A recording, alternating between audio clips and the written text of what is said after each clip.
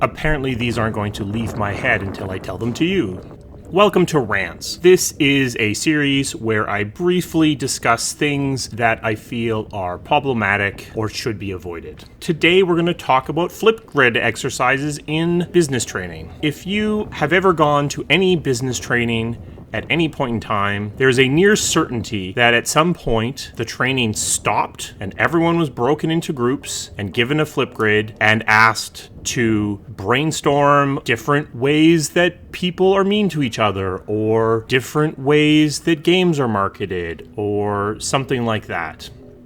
And then you all gathered back together and you shared what was on your flip grids, and then the most infuriating thing happened. The presenter flipped to the next slide on their presentation and just undid all the work you just did. Because of course they did, because they were the trainer and they already know what's being discussed. So what was the point of that flip grid exercise? Now I know that some educators are going to say that the point of that is to anchor the learning or something to that effect. But I'll say this is not a classroom, it's a conference room at the nearest hotel. In the case of business training, you have taken people away from their desks in order to attend this training. So respect their time. The Socratic Method is a pain in the ass, and the flip grid is the worst example of the Socratic Method. You know what's going to go onto these flip grids. You know what the answer is.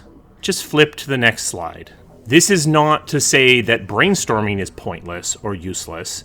It can be useful to generate ideas when you actually don't know the answer. I will say that brainstorming can be exclusionary, and there are other potentially additional things you can do to make sure that all people are included in your process of gathering information. But that's not my point here. My point here is specifically in business training, flip grid exercises are just the worst. If you're using them, I'm going to assume that you're padding your runtime. I guess that's it. I have a feeling that I've got a few more of these in me. If you found this entertaining, please give it a like, and I'll see you again soon. Thank you.